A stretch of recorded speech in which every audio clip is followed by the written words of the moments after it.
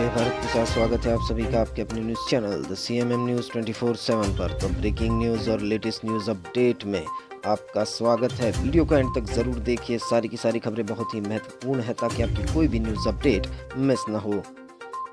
तो आज 23 सितंबर 2021 के मुख्य समाचारों में बिना टाइम वेस्ट किए चलते हैं पहली बड़ी खबर पर। तो बड़ी खबर आ रही है, बीजेपी में क्या शामिल हो सकते हैं कैप्टन अमरिंदर सिंह। जी हाँ दोस्तों, एक मीडिया हाउस से बातचीत के दौरान ये खबर निकल कर आ रही है। पंजाब के मुख्यमंत्री पद छोड़ने वाले कांग्रेस नेता कैप्टन अमरिंदर सिंह 2022 के पंजाब विधानसभा चुनाव से पहले क्या कदम उठाएंगे और क्या कांग्रेस पार्टी में ही रहेंगे या नई पार्टी बनाएंगे या फिर भारतीय जनता पार्टी में शामिल होंगे, यह एक बड़ा सवाल बनाया हुआ है। और इसी के रिलेटेड एक मीडिया हाउस ने उनसे सवाल पूछा था, तो कैप्टन अमरिंदर सिंह ने उसके जवाब में कहा कि मैं आपको कुछ नहीं बताऊंगा, आपको मैं पहले अपने सहयोगी से बात करूंगा, उसके बाद ही इस पर फैसला लूंगा। तो ये बड़ा बयान आ रहा है कैप्टन अमरिंदर सिंह की तरफ से। बढ़ते अगली खबर की और अगली खबर में है, योगी सरकार ने महंत नरेंद्र गिरी सुसाइड केस की CBI जांच की सिफारिश की।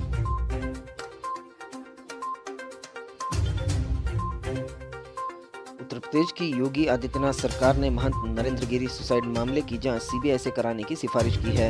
इस बात की जानकारी गृह विभाग ने दी है। गृह विभाग ने ट्वीट किया है कि प्रयागराज में अखाड़ा परिषद के अध्यक्ष महंत नरेंद्र गिरी जी आपकी दुखद मृत्यु से जुड़े प्रकरण की माननीय मुख्यमंत्री जी के आदेश पर CBI से जाँच कराने हेतु संस्तुति की गई है। आपको बता दें कि आज प्रयागराज में महंत नरेंद्र गिरी को समाधि दे दी गई है। जिस मठ में रहकर महंत नरेंद्र गिरी पूरी दुनिया में प्रसिद्ध हुए, उसी बाघंबरी मठ में नरेंद्र गिरी को भू समाधि दे दी गई है। निरंजनी अखाड़े के विधि विधान से मठ के सैकड़ों साधुओं ने महंत नरेंद्र गिरी को अंतिम विदाई दी। उनके पार्थिव शरीर को समाधि के लिए खोदे गए गड्ढे में रखा गया और फिर पुष्प वर्षा के बीच उन्हें भू समाधि दी गई। देखते अगली खबर। अगली खबर में है, कोरोना से जान गंवाने वालों के परिजनों को मिलेगा 50,000 रुपए का मुआवजा, केंद्र ने सुप्रीम कोर्ट में बताया।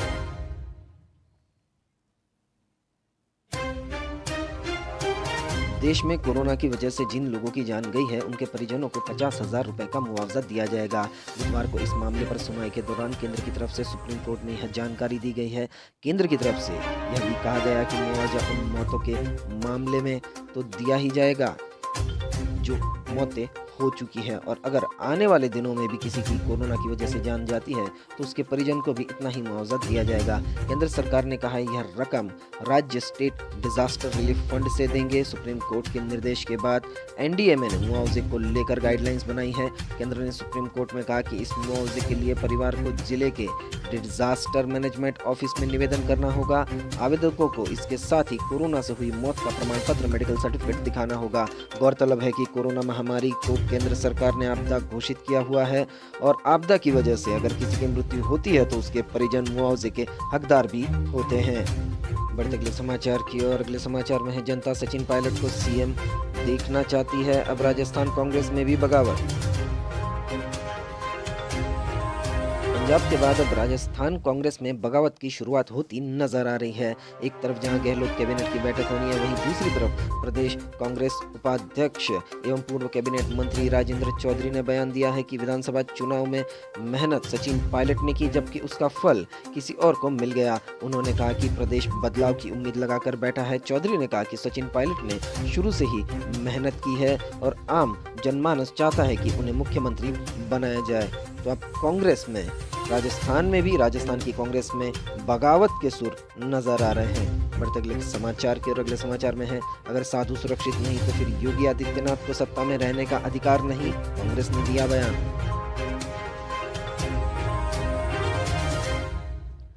कांग्रेस ने अखिल भारतीय अखाड़ा परिषद के अध्यक्ष महंत नरेंद्र गिरी की कथित आत्महत्या के मामले को लेकर भाजपा की उत्तर प्रदेश सरकार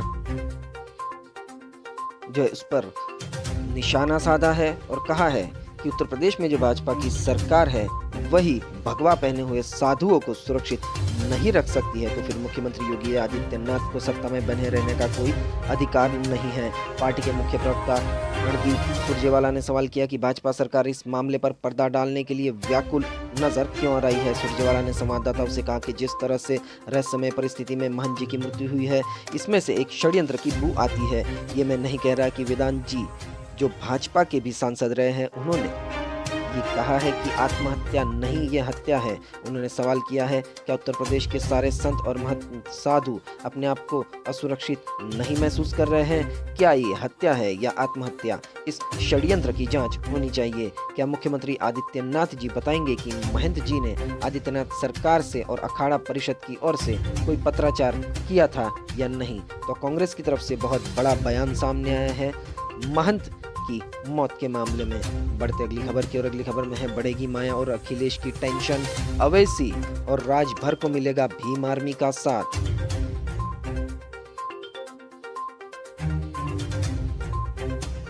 भारतीय जनता पार्टी के पूर्व सहयोगी दल सुहेलदेव भारतीय समाज पार्टी के पूर्व अध्यक्ष ओम प्रकाश राजभर ने बुधवार को दावा किया कि भीम आर्मी के मुखिया चंद्रशेखर उर्फ रावण की अगुवाई वाली भागीदारी संकल्प मोर्चा में शामिल होने के लिए राजी हो गए हैं। 27 अक्टूबर को मऊ जिले में होने वाली रैली में इसकी औपचारिक घोषणा की जाएगी। राजभर ने पीटीआई भाषा से बातचीत में कहा कि ऑल इंडिया मजलिस इत्तेहादुल मुस्लिमीन प्रमुख असदुद्दीन अवैसी और भीम आर्मी प्रमुख चंद्रशेखर से लखनऊ में मंगलवार को उनकी मुलाकात हुई है। उस मुलाकात के दौरान चंद्रशेखर ने भागीदारी संकल्प मोर्चा में शामिल होने पर अपनी रजामंदी दे दी है। उन्होंने बताया कि नेताओं से बातचीत के दौरान उत्तर प्रदेश विधानसभा के आगामी चुनाव को लेकर रणनीति पर चर्चा भी हुई है। यह तय किया गया है कि भागीदारी संकल्प मोर्चा की पहली बड़ी रैली सुहेलदेव भारतीय समाज पार्टी के स्थापना दिवस के मौके पर 27 अक्टूबर को मऊ जिले के हलतपुर में होगी। राजभर ने कहा कि इस रैली में चंद्रशेखर आजाद उर्फ रावण भागीदारी संकल्प मोर्चा में शामिल होने की औपचारिक रूप से घोषणा करेंगे। बढ़ते अगली खबर की और अगली खबर में है, व्यावसायिक ट्रक चालकों के गाड़ी चलाने के घंटे तय होने चाहिए, गडकरी ने दिया बयान। केंद्रीय सड़क परिवहन एवं राजमार्ग मंत्री नितिन गडकरी ने सड़क दुर्घटनाओं में कमी लाने के लिए विमान पायलटों की तरह व्यावसायिक ट्रक चालकों के लिए गाड़ी चलाने का समय तय किए जाने की वकालत की है। इसके अलावा उन्होंने वाणिज्यिक वाहनों में चालक को नींद आने का पता लगाने वाले सेंसर लगाने पर भी जोर दिया है।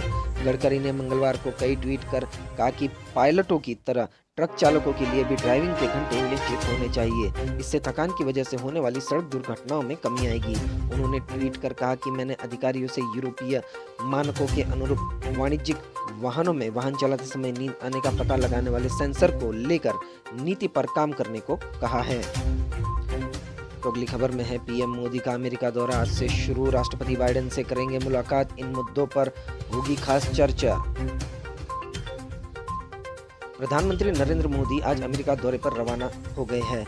पीएम मोदी और अमेरिका के राष्ट्रपति बाइडेन के बीच 24 सितंबर को व्हाइट हाउस में द्विपक्षीय वार्ता होगी। इस वार्ता में कट्टरपंथ और आतंकवाद के अलावा अन्य बड़े क्षेत्रीय मुद्दों से निपटने के तरीकों पर चर्चा होने की उम्मीद है। अमेरिकी नेताओं के साथ द्विपक्षीय वार्ता के अलावा प्रधानमंत्री वॉशिंगटन में 24 सितंबर को क्वाड सम्मेलन में भागीदारी करेंगे, जिसमें समकालीन वैश्विक और क्षेत्रीय मुद्दों पर व्यापक रूप से चर्चा की जाएगी। अफगानिस्तान में तालिबान के लड़ाकों पर ताबड़तोड़ हमले, 5 की मौत। अफगानिस्तान के पूर्व हिस्से में बुधवार को तालिबान के वाहनों पर किए गए हमलों में कम से कम 2 लड़ाकों एवं 3 आम नागरिकों की मौत हो गई है। पिछले महीने अफगानिस्तान पर तालिबान के काबिज होने के बाद यह हिंसा की नवीनतम घटना है। चश्मदीदों ने बताया कि प्रांतीय राजधानी जलालाबाद में एक स्थानीय गैस स्टेशन पर खड़े तालिबान के वाहन पर बंदूकधारियों ने गोलियां चलाई, जिससे 2 लड़ाकों एवं गैस स्टेशन परिचालक की मौत हो गई। उन्होंने बताया कि बंदूकधारियों के हमले में एक बच्चा भी मारा गया है। अन्य हमले में तालिबान के 2 लड़ाके घायल होने की भी खबर आई है। बढ़ते अगले समाचार की और अगले समाचार में है, भारत के दबाव के आगे झुका यूके, कोविशील्ड को दी मान्यता। भारत से यूके जाने वाले लोगों के लिए राहत भरी खबर है। भारत सरकार के दबाव के आगे यूके को झुकना पड़ा है और यूके ने कोविशील्ड वैक्सीन लगवा चुके लोगों को अपने यहाँ बिना क्वारंटाइन दाखिल होने की अनुमति दे दी है। पहले यूके में यह अनुमति नहीं थी, लेकिन भारत सरकार ने यूके की सरकार पर दबाव बनाया था और कहा था कि कोविशील्ड वैक्सीन को लेकर यूके का रवैया पक्षपात भरा है। यूके की सरकार ने अब अपने यहाँ नियम बदले हैं और कोविशील्ड को भी उन वैक्सीन की श्रेणी में शामिल कर लिया है जिन वैक्सीन को लगवाने वाले लोगों को यूके में यात्रा की अनुमति है।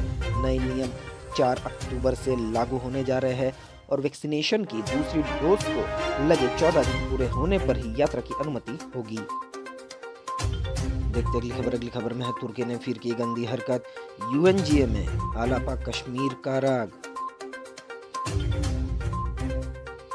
तुर्की के राष्ट्रपति रेसेप तय्यिप एर्दोगन ने संयुक्त राष्ट्र महासभा के उच्च स्तरीय सत्र में विश्व नेताओं को अपने संबोधन में एक बार फिर कश्मीर का राग आलापा है। पिछले साल भी एर्दोगन ने जनरल डिबेट में अपने पहले से रिकॉर्ड किए गए वीडियो बयान में जम्मू कश्मीर का जिक्र किया था। उस समय भारत ने इसे पूरी तरह से अस्वीकार करार देते हुए कहा था कि तुर्की को अन्य देशों की संप्रभुता का सम्मान करना सीखना चाहिए और अपनी नीतियों पर अधिक गहराई से विचार करना चाहिए। एर्दोगन ने मंगलवार को जनरल डिबेट में अपने संबोधन में कहा, हम 74 वर्षों से कश्मीर में चल रही समस्याओं को पक्षों के बीच बातचीत और माध्यम से प्रासंगिक संयुक्त राष्ट्र प्रस्तावों के ढांचे के भीतर हल करने के पक्ष में अपना रुख बनाए रखते हैं। पाकिस्तान के करीबी सहयोगी तुर्की के राष्ट्रपति ने उच्च स्तरीय जनरल डिबेट में अपने संबोधन में बार बार कश्मीर का मुद्दा उठाया है। उन्होंने पिछले साल अपनी पाकिस्तान यात्रा के दौरान भी कश्मीर का मुद्दा उठाया था। सार्क मीटिंग 2021 में तालिबान को शामिल करने पर था पाकिस्तान का जोर, सार्क देशों की बैठक हुई रद्द। जी हाँ दोस्तों, पाकिस्तान की वजह से सार्क देशों की बैठक रद्द हुई है। सार्क देशों के विदेश मंत्रियों की आगामी 25 सितंबर को होने वाली बैठक रद्द कर दी गई है। बताया जा रहा है कि पाकिस्तान इस बात पर जोर दे रहा था कि अफगानिस्तान में तालिबान शासन को आगामी सार्क विदेश मंत्रियों की बैठक में एक प्रतिनिधि भेजने की अनुमति दी जाए। आपको बता दें कि अफगान संकट को देखते हुए इसके आयोजन पर अनिश्चितता पहले ही बनी हुई थी। तालिबान को लेकर पाकिस्तान के इस रवैये के बाद सार्क देशों ने 25 सितंबर को न्यूयॉर्क में होने वाली विदेश मंत्रियों की बैठक को रद्द करने का फैसला लिया है। सार्क देशों की बैठक रद्द होने के संबंध में आधिकारिक पत्र जारी हो गया है। तालिबान को लेकर पाकिस्तान का फिर लगाव सामने आया है और पाकिस्तान ने सार्क देशों की बैठक पर दबाव डाला था कि तालिबान को भी इसमें सम्मिलित किया जाए, लेकिन इसी के चलते ये बैठक रद्द हो गई है। बढ़ते अगली खबर की और अगली खबर में है व्हाइट हाउस में पीएम मोदी से मुलाकात करेंगी कमला हैरिस, कई मुद्दों पर होनी है चर्चा।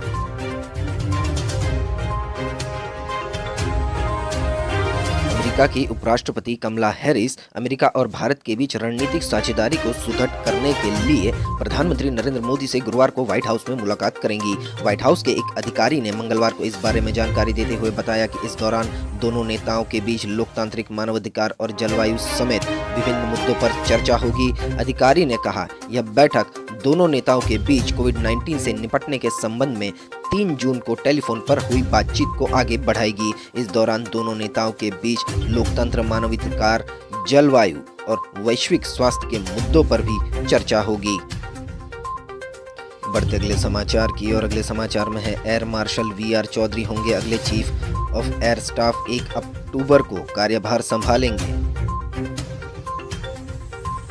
Air marshal V R. चौधरी अगले हफ्ते चीफ ऑफ एयर स्टाफ होंगे। एयर मार्शल विवेक राम चौधरी को एयरफोर्स मुख्यालय में अगले vice chief of air staff के रूप में नियुक्त किया गया है। आपको बता दें कि मौजूदा एयर चीफ RKS भदौरिया 30 सितंबर को रिटायर हो रहे हैं। Air marshal V R. चौधरी 1 अक्टूबर को कार्यभार संभालेंगे।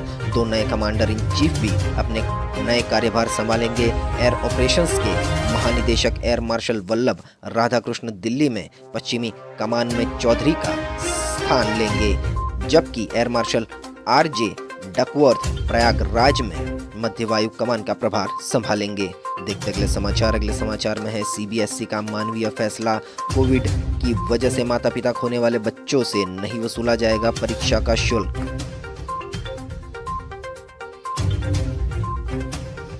केंद्रीय माध्यमिक शिक्षा बोर्ड यानी CBSE कोविड-19 महामारी के कारण अपने अभिभावकों को खोने वाले छात्रों से अगले साल कक्षा 10वीं और 12वीं की बोर्ड की परीक्षाओं में बैठने के लिए कोई पंजीकरण या परीक्षा शुल्क नहीं लेगा। CBSE के परीक्षा नियंत्रक संयम भारद्वाज ने कहा कि कोविड-19 महामारी ने देश पर प्रतिकूल प्रभाव डाला है और छात्रों पर इसके प्रभाव को ध्यान में रखते हुए CBSE ने शैक्षणिक सत्र 2020-2021-22 के लिए राहत देने का फैसला किया है। बोर्ड द्वारा उन छात्रों से न तो परीक्षा शुल्क और न ही पंजीकरण शुल्क लिया जाएगा जिन्होंने माता पिता या दोनों परिवार की देखभाल करने वाले अभिभावक अथवा कानूनी अभिभावक या दत्तक माता पिता को कोविड-19 के कारण खो दिया है। के साथ आज के ब्रेकिंग न्यूज़ और लेटेस्ट न्यूज़ अपडेट यहीं समाप्त होते हैं। वीडियो को पूरा देखने के लिए आप सभी का बहुत बहुत धन्यवाद। देश और दुनिया की खबरों के लिए सब्सक्राइब कीजिए द CMM न्यूज़ 24/7 को और बेल आइकन को भी प्रेस कर दीजिए ताकि हर रोज़ की न्यूज़ अपडेट सबसे पहले आपके मोबाइल पर आ जाए। तो आपका दिन बहुत ही खुशनुमा रहे। मिलते अगले न्यूज़ अपडेट के साथ। Thank you, take care, goodbye, जय भारत।